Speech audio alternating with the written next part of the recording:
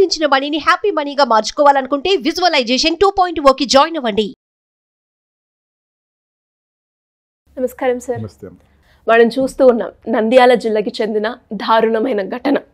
9 ఏళ్ల చిన్నారిపై 3 అబ్బాయిలు, మైనర్ అబ్బాయిలు లైంగిక దాడి చేయడమే కాకుండా ఆ అమ్మాయిని హత్య కూడా చేయడం జరిగింది. అసలు ఈ ఇన్సిడెంట్ ఎలా జరిగిందంటారు? చట్ట ప్రకారంగా వీళ్ళకి ఎలాంటి శిక్షలు పడే అవకాశాలు ఉన్నాయంటారు సార్?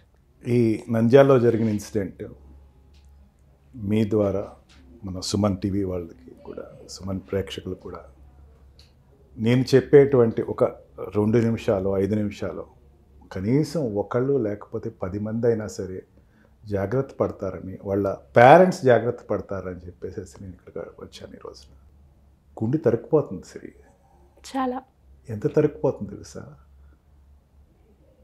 మనం చూసే వ్యూవర్స్ చాలామంది చిన్నవాళ్ళు ఉంటారు, వాళ్ళ పిల్లల వయసు అమ్మాయిది, మనవరాళ్ళ వయసు 9 ఏళ్ళ ఆడపిల్ల స్కూల్కి వెళ్ళి తిరిగి వస్తూ ఉంటే పెద్దవాళ్ళు ఎవరో పిలిచారు, అంకుల్ ఎవరో పిలిచారు, లేకపోతే అంకుల్ ఏదో రమ్మన్నారు అంటే దాన్ని బ్యాడ్ టచ్ కింద ఫీల్ అవుతుంది. జనరల్గా స్కూల్లో బ్యాడ్ టచ్ గుడ్ టచ్ అంటారు. పెద్దవాళ్ళు ఎవరో పిలిచారంటే పెద్దవాళ్ళ దగ్గరికి వెళ్ళొద్దని చెప్పేసి తల్లిదండ్రులు చెప్తారు. సరే, తోటి పిల్లల దగ్గరికి మాట్లాడటానికి కానీ వెళ్ళొద్దని చెప్పేసి ఫీడ్ ఇవ్వరు సిరి ఎవరికి. అంటే ఫీడ్ ఇస్తారు. అట్లాగా నువ్వు క్లాస్మేట్ ఉందమ్మా అతనితో మాట్లాడొద్దని చెప్పలేం కదా, ఎందుకు మాట్లాడొద్దు అనేటువంటి క్వశ్చన్కి ఆన్సర్ ఉండదు కదమ్మా సిరి అక్కడ. అసలు ఆ 15 ఏళ్ళ అబ్బాయి, 12 ఏళ్ళ అబ్బాయి ఈ 9 ఏళ్ళ అమ్మాయిని, 8-9 ఏళ్ళ అమ్మాయిని అసలు ఎట్లాగా వాడికి ఈ అమ్మాయి మీద అఘాయిత్యం చేయాలనిపించింది. అసలు ఏ రకంగా చూసుకున్నా సరే, అసలు 360 degrees చూసుకున్నా సరే ఆ స్కోప్ లేదు సిరి. అసలు ఏమని చెప్తాం, స్కోప్ ఎట్లా వస్తే క్రియేట్ అవుతుంది చెప్పు. అంటే మనం మన పిల్లల్ని కూడా ఒకసారి ఆలోచించుకునే పరిస్థితి తీసుకెళ్ళిపోయిన ఇన్సిడెంట్. మన ఇంట్లో ఒక 15 ఏళ్ళ అబ్బాయి కానీ ఒక 9 ఏళ్ళ అమ్మాయి కానీ ఉంటే కానీ, ఇప్పుడు ఆ ఇన్సిడెంట్ చూసిన తర్వాత స్కూల్కి వెళ్ళిన అమ్మాయి మళ్ళీ అంతే జాగ్రత్తగా ఇంటికి వస్తుందా అన్న డౌట్ అయితే క్రియేట్ అయిపోయింది డెఫినెట్గా. నాకు నంద్యాల ఏరియా కొంచెం ఐడియా ఉంది. ఆ ఏరియా నంద్యాల కడప ఏరియాలో స్కూల్కి ఇంటికి కొంచెం దూరం ఉంటుంది. ఈ పల్లెటూరులో పొదలు ఇవన్నీ ఎక్కువ ఉండేటువంటి ప్రాంతాలు, అయితే నిర్జీవన ప్రదేశాలు ఎక్కువ ఉంటాయి. అక్కడి నుంచి ఇక్కడికి వచ్చేటప్పుడు వీళ్ళు పాపం ఆ తండ్రి మాట్లాడుతున్న దాంట్లో చెప్పుకుంటూ వచ్చాడు. ఎక్కడికి వెళ్ళమంటారండి నన్ను? అడవిలోకి వెళ్ళిపోమంటారా? నేను రేపటి నుంచి ఇక్కడి నుంచి వదిలేసి ఎక్కడికి వెళ్ళిపోమంటారు చెప్పండి? నాకు రక్షణ ఏది అసలు? నాకు ఇంకా ఒక ఆడపిల్ల ఉంది, ఏం రక్షించుకోగలను అమ్మాయికి? నాకు ఇంకొక అమ్మాయిని నేనేం తప్పు చేశానండి? నేనేమైనా తప్పు చేస్తే చెప్పండి. రోజుకి 500 సంపాదించుకుంటాం, కూలీకి వెళ్తున్నాం, 500 సంపాదించుకుంటున్నాం. 500 లేకపోతే మా బుక్ వెళ్ళదండి. 500 లేకపోతే నేను బతకలేనండి. 500 కోసం నీ బతకమంటారా? ఈ పిల్లల్ని సంరక్షించుకుంటున్నా నన్ను బతకమంటారా? అంటే ఈ labour age, I mean below poverty లైన్స్లో ఉన్నటువంటి వాళ్ళకి చట్టాలు ఎంతవరకు రక్షిస్తాయన్నది నిజంగా అధికారులు అందరూ కూడా ఒక పునరాలోచన చేసుకోవాలి.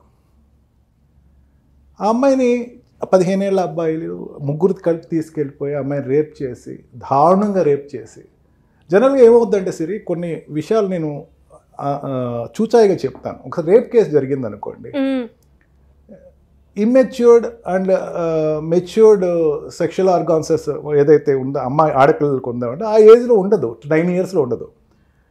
ఎక్సెసివ్ బ్లీడ్ అయిపోద్ది. ఎక్సెసివ్ బ్లీడ్ అయిపోయి ఆ బ్లీడింగ్లో ఏమవుద్దంటే స్పృహ పడిపోతారు. స్పృహ తప్పిపోయి ఏం చేయాలో తెలియకపో వాళ్ళ పైశాచిక ఆనందాలకి వాళ్ళు చేసేసుకున్న తర్వాత అమ్మాయి ఇంకా చూస్తే చచ్చిపోయి ఉంటుంది. అమ్మాయి చచ్చిపోవటం కానీ కోమాలోకి వెళ్ళిపోవడం జరుగుతుంది. అప్పుడు ఏం చేస్తారంటే వెళ్ళి ఏదో చంపేసేసేసి దగ్గరలో ఎక్కడుంటే అక్కడ పడేస్తారు. ఇప్పుడు జనరల్గా కొంచెం 18 years 16 years ఆ ఏజ్ వాళ్ళు అయితే కొంచెం శక్తిహీనత వచ్చినా సరే మళ్ళీ నిలదొక్కునే ఏదో.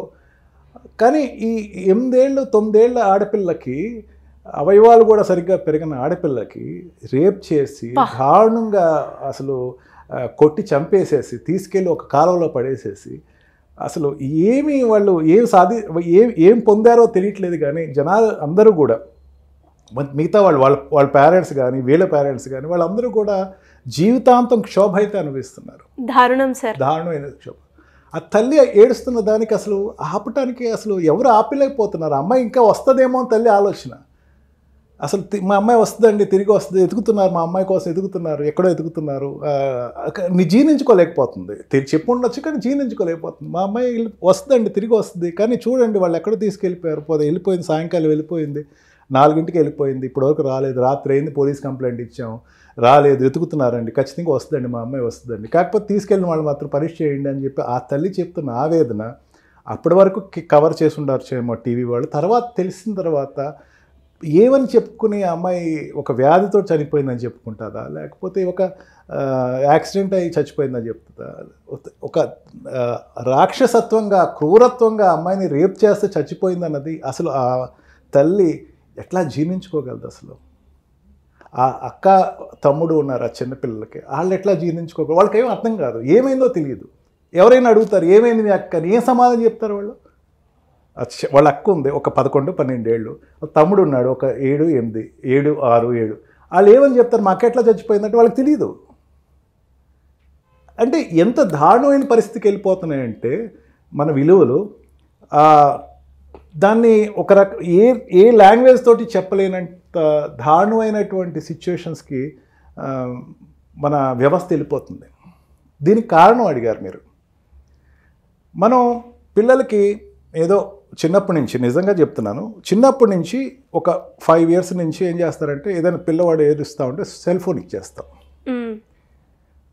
ఆ సెల్ ఫోన్కి మేనేజ్ చేస్తున్నాం. మన పనులు మనం చేసుకోకుండా, మన పెద్దవాళ్ళని ఇంట్లో వాళ్ళు ఎటు ఉండనివ్వట్లేదు. వాళ్ళు ఉంటే కనుక ఏదో కథలు చెప్తారు, బెడ్ టైమ్ స్టోరీస్ ఉంటాయి, దాంతో ఏదో గడుపుతారు. ఇప్పుడు ఏం చేస్తున్నారంటే పిల్లలు ఏడుస్తున్నారు, గొడవ పెడుతున్నారంటే సెల్ ఫోన్ ఇచ్చేస్తున్నారు. దీనిలో 5 రకాలైన దుర్గుణాలు వస్తాయి సిరి. ఒకటి, వాడు స్పోర్ట్స్కి పనికిరాడు. సెకండ్, చదువుకు పనికిరాడు. థర్డ్, ఫ్రెండ్షిప్కి పనికిరాడు. ఫోర్త్, గ్రూమింగ్ పనికిరాడు. 5th అండ్ మోస్ట్ ఇంపార్టెంట్కి దేనికి పనికిరాడు. ఏం చేస్తున్నావు నువ్వు తల్లిదండ్రుల కింద ఏం చేస్తున్నావు? సెల్ ఫోన్ ఇచ్చేస్తున్నావు. వాడు 5 years నుంచో 4 years నుంచో చూడటం మొదలు పెడతాడు. చేసిన తర్వాత వాడు వాడు వీడియో గేమ్స్ చూసుకుంటూ ఉంటాడు, తర్వాత ఏదో కార్టూన్ నెట్వర్క్ చూస్తాడు, ఆ తర్వాత ఒక 6th 7 years వచ్చిన తర్వాత 8 years వచ్చిన తెలియని లోకాల్లోకి వెళ్ళటం మొదలు పెడతాడు. వాడికి అది చూడాలని కూడా తెలియదు వాడికి. దాంట్లో వాడి బయలాజికల్ చేంజెస్ వస్తాయి బాడీలో. అంటే అడ్వాన్స్గా 12 ఏళ్ళ పిల్లోడు అనేసరికి నాకు నిజంగా ఈ వీడియో రాత్రి చూసిన దగ్గర నుంచి నేను అనేకమైన పుస్తకాలు తిరిగేస్తున్నాను. 12 ఏళ్ళ పిల్లవాడు అసలు ఏ రకంగా ఈ యాక్ట్స్కి అటెంప్ట్ అవుతాడు అనేది నిజంగా నాకు $1 million క్వశ్చన్. True sir. నా పిల్లల్ని అయితే అడుగుతున్నాను. నాకు కూడా ఫస్ట్ వచ్చిన క్వశ్చన్ అంతా మైనర్ అసలు అలాంటి ఆలోచన ఎందుకు వచ్చింది? Hormone imbalance. అది హార్మోన్ ఇంబ్యాలెన్స్ వచ్చేస్తుంది ఆటోమేటిక్గా. చూడగా హార్మోన్ ఇంబ్యాలెన్సెస్ వస్తాయి. అంటే ఏదైతే అందకూడదో అతనికి ఫ్రీక్వెంట్గా వెళ్ళేసరికి దాని తర్వాత దాని ఎక్స్ప్లాయిట్ ఎవరిని చేయాలి? ఎవరు పెద్దవాళ్ళ దగ్గరికి వెళ్ళలేరు, మధ్య వయసులో వాళ్ళ దగ్గరికి వెళ్ళలేరు.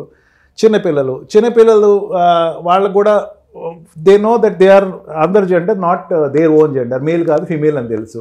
ఫిమేల్ అంటే వాళ్ళకి అనవసరం, వాళ్ళకి సెక్షువల్ ఆర్గన్స్ ఫామ్ అయినా లేదా అనవసరం, ఏది అనవసరం, వాళ్ళ వాంఛ తీర్చుకోవాలి. ముగ్గురు ప్లాన్ చేసుకుని, ముగ్గురు ట్రాప్ చేసుకుని, ఒకే మైండ్ సెట్ తోటి ఉన్నటువంటి ముగ్గురు కలిసి ఒక పెద్ద తీవ్రవాదుల కన్నా దారుణంగా ప్లాన్ చేసుకుని, అండ్ అలాగే వాళ్ళ ముగ్గురు క్షమాపణ కోసం సారీ చెప్పడం, అండ్ అలాగే వాళ్ళైతే అండర్ పోలీస్ స్టేషన్ దగ్గరికి వెళ్ళి కూడా అపాలజీ కూడా చెప్పుకోవడం జరిగింది.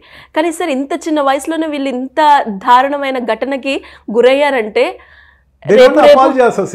అపాలజీ అన్నది కూడా మనకి పరిగణలో తీసుకోవద్దు దయచేసి. అపాలజీ కూడా కాదు అది. ఎట్లా అపాలజీ అవుతుంది? వాళ్ళకి అట్లా శిక్షించగలమా డైరెక్ట్గా అంటే శిక్షించలేము, వాళ్ళని శిక్షించలేము. ఆ పిల్లల్ని మనకి జూనియర్ యాక్ట్స్ అని ఉంటాయి. ఈ యాక్ట్స్ అని కూడా పోస్కోలోకి వస్తాయి. పోస్కోలో ఏమంటారంటే సెక్షన్ 4(2)లో ఏమంటారంటే ఎవరైనా మైనర్ 15 ఏళ్ళ కన్నా చిన్నపిల్లలు ఎవరినైనా సరే రేప్ చేస్తే సెక్షువల్గా రేప్ చేస్తే రేప్ అనుకుందాం, ఈజీగా అర్థం ఉంటుంది. సో రేప్ చేస్తే వాళ్ళకి 20 years ఇంప్రిజన్మెంట్ చేయండి, లైఫ్ పెట్టండి, జీవితాంతం జైల్లో పెట్టండి అంటారు. పిల్లలు క్షణికావేశంలో చేశారు అనుకుందాం, ఎందుకంటే వాళ్ళకి ఆలోచించేటువంటి పెద్ద ఏజ్ కాదు కదా, క్షణికావేశం అనుకుందాం. చేసిన తర్వాత వాడి జీవితం ఏమైపోతుంది? జీవితాంతం వాడికి 15 ఏళ్ళ నుంచి మళ్ళీ 80 ఏళ్ళ వరకు వాడు జైల్లోనే ఉంటాడు. అంటే వాడు జీవితం నాశనం అయిపోతుంది. ఆ పిల్లల మీద ఆధారపడిన తల్లిదండ్రులు వాళ్ళు ఇంకా పోయాడని చెప్పేసి కన్సిడర్ చేసుకుంటూ ఉంటారు. ఇది ఎట్లా రూట్ కాజ్ అవుతుందంటే నిజంగా ఒక మానవతా విలువలో ఎప్పుడో తొంగం తొక్కేశారు. చిన్నపిల్లలు కూడా ముందుకు వస్తున్నారు. Netizens please, I beg you, I really catch your legs. మీ కాళ్ళు పట్టుకుంటా, దయచేసి మీ పిల్లలకు మాత్రం సెల్ ఫోన్స్ ఇవ్వకండి. మీ పిల్లలకు మాత్రం దయచేసి మీకు ఉండేటువంటి ల్యాప్టాప్స్నో ఏవి కూడా వాళ్ళకి అందచేయనివ్వకండి. తీసి చూపించండి ఎంతవరకు వాళ్ళు పనికి వస్తారు, మీరు దగ్గర ఉండి చూపించండి. కనీసం వాళ్ళ దానిలో ఒక్క కన్ను వేయండి, వాళ్ళు ఏం చూస్తున్నారో చూడండి. అంతేగాని రాత్రిపూట ఫోన్ పట్టుకుని వాడు ఇష్టం స్టైలిష్గా చెప్తున్నారు సిరి. ఈ మధ్యన బాగా బాధ అనిపిస్తుంది. మా వాడు ఎప్పుడు ఫోన్ పట్టుకుని వదలడు అంటాడు. ఏంటది, ఏం చూస్తున్నారు తెలుసా అంటే ఆడేం చూడలేండి అంటే హౌ డు యూ నో? నీకెట్టా తెలుసు? వాడు చూడడం నీకెట్టా తెలుసు? ఆడి మీద అంత నమ్మకం ఏంటి? ఆడి మైండ్ మీద నీకు కంట్రోల్ లేదు, ఆడి మైండ్ మీద నీకు ఎటువంటి పరిణితి లేదు. నువ్వు ఎట్లా చెప్పేయగలవు వాడు ఏం చేయట్లేదని? నిజంగా చెప్తున్నాను సిరి, బాగా గుర్తుపెట్టుకోండి. సైలెంట్గా ఉండేవాడు చాలా డేంజరస్. వాడి మైండ్లో చాలా ఆలోచనలు ఉంటాయి. ఓపెన్గా ఉండి అట్లా కూడిన ఒక 5 నిమిషాలు ఫోన్ చూసి వెళ్ళిపోయేవాడు పెద్ద ప్రాబ్లం లేదు. కానీ నిజంగా కంటిన్యూగా సెల్ ఫోన్ వస్తుందంటే వాడి మీద డౌట్ పడండి. నేను చాలా కేసెస్ చూశాను, చాలా దారుణమైన కేసెస్ చూశాను. దీంట్లో మీకు ఒక విషయం చెప్తున్నా. ఈ పిల్లలు ఒకవేళ మేజిస్ట్రేట్ దగ్గరికి వెళ్ళి వాళ్ళు 165 స్టేట్మెంట్ ఇవ్వాలి. వాళ్ళు ఇచ్చినప్పుడు మేజిస్ట్రేట్ ఎంత బాధపడుతుంది తెలుసా సిరి? అడగలేని క్వశ్చన్స్ అడగాలి ఆ పిల్ల. మేజిస్ట్రేట్ అబ్బాయి అయినా ఎంగేజ్ వాళ్ళే ఉంటారు, 25 to 30 years ఉంటారు. క్వశ్చన్స్ అడగలేరు తెలుసా? ఏమని అడగగలరు?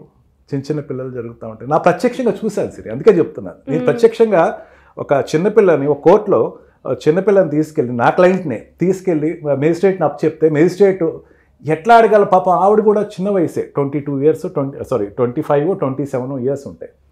ఎట్లా అడగాలో తెలియదు. అది మనం చెప్పలేము, ఇట్లా అడగండి అని మనం చెప్పలేము. ఎందుకంటే ఇన్కేబేరర్ ప్రొసీడింగ్స్ అని లోపల తీసుకెళ్ళి అడుగుతూ ఉంటారు వీళ్ళు. అసలు వాళ్ళు బయటకు వచ్చేసిన తర్వాత మేజిస్ట్రేట్ చాలా బాధపడింది. Sir, it is a punishment for me, నాకు ఇది పనిష్మెంట్ ఈ పిల్లల్ని అడగటం అనేది.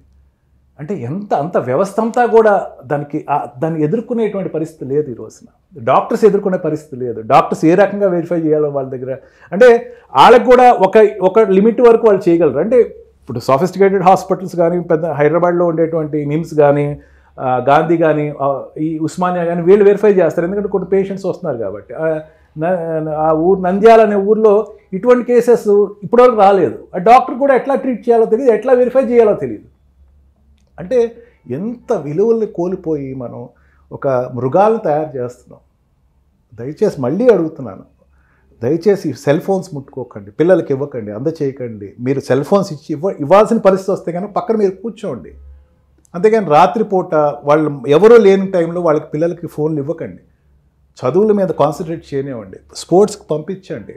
మిగతా వాళ్ళతో రిలేషన్స్ వాళ్ళు ఇగో వీళ్ళందరూ మన చుట్టాలు, వీళ్ళతో మాట్లాడని నేను చెప్పండి. అంతేగాని ఐడియల్గా ఎక్కడ మూలలో కూర్చున్నాడంటే వాడు చాలా ప్రమాదంలోకి వెళ్ళిపోతున్నాడు అని అర్థం. దయచేసి మీరు ప్రేక్షకులు, దేవుళ్ళు నేను కోరుకుంటున్నాను, దయచేసి ప్రార్థిస్తున్నాను, దయచేసి పిల్లలకి మాత్రం సెల్ ఫోన్స్ అందనివ్వకండి. అందినా సరే మీరు మీ వీక్షణలో చూడండి, తప్పే ఉంది. మీరు వేరే దాంట్లోకి వెళ్తే సెల్ ఫోన్ ఇవ్వకండి. చాలా ఫ్యాషన్ తెలుసా సిరి? మా వాడికి 2 ఫోన్లు ఉన్నాయి, మా వాడికి 1 ఫోన్ ఉంది. నాకు ఒక్కొక్కసారి ఒక్కొక్క క్లయింట్ వస్తూ ఉంటాడు. నేను మా వాడికి ఫోన్ కొనిన్నానండి, కాలేజ్కి వెళ్తున్నాడు లేకపోతే స్కూల్కి వెళ్తున్నాడు, ఫోన్ కొనిచ్చానండి. దాంతోపాటు ఒక కొకైన్, దాంతోపాటు ఒక ప్యాక్ కొకైన్, ఒక ప్యాక్ బ్రౌన్ షుగర్, ఒక bottle cigarette packet, electronic cigarette ఇవ్వండి, అది బెటర్ అని చెప్పేసి నేను చెప్తాను. అదేంటంటే ఎట్లా మాట్లాడుతున్నారంటే, అంతే కదా, సెల్ ఫోన్ ఇచ్చేవండి వాటికనేది బెటరు. ఎస్, సెల్ ఫోన్ ఇచ్చేది కానీ ఈ బెటరు. ఏదో ఒక 5 నిమిషాలతో అయిపోద్ది. వాడి మైండ్ మీద పడుతుంది, ఇదేదో ఆరోగ్యం మీద పడుతుంది. సరే చిన్న వయసు కాబట్టి కూపప్ అవుతాడు. కానీ మైండ్ మీద ప్లాంటేషన్ వస్తుంది. దాంట్లో నీచంగా తల్లిని వేరేగా చూస్తాడు సిరి. ఆ పిల్లల్లో చెప్తున్నాను, తల్లిని వేరేగా చూస్తారు. ఆ తండ్రి అడిగిన మాట కరెక్టే. వాళ్ళకి అక్క చెల్లెలు లేరా, వాళ్ళకి తల్లి లేదా అని చెప్పేసి నిజంగా ఖచ్చితంగా అట్లాగా చూస్తారు. వాళ్ళు తల్లిని అట్లా చూస్తారు, ఈ చెల్లిని అట్లా చూస్తారు, అక్కని అట్లాగా చూస్తారు, ఇంట్లో ఉన్న కుటుంబ వ్యవస్థను అందరినీ అట్లాగా చూస్తూ ఉంటారు. ఎట్లా కంట్రోల్ అవుద్ది చెప్పు శ్రీ? ఇది సో ప్యాథటిక్ అనమాట. I move true like sir, true. And నిజంగానే సార్ ఈ ఇన్సిడెంట్ మాత్రం చిన్నదని మాత్రం ఎవ్వరూ కూడా అనుకోవద్దు. బికాస్ ఇంత చిన్న వయసులోనే వాళ్ళు ఇంత దారుణమైన సంఘటనకి గురి చేశారు అంటే మామూలు విషయం కాదు. అండ్ మీరు చెప్పినట్టుగా మొబైల్ ఇస్తున్నాము అంటే ఆ పిల్లోడిని మనమే మన చేతులారా ఒక మృగంలా మనం తయారు చేస్తున్నట్టే.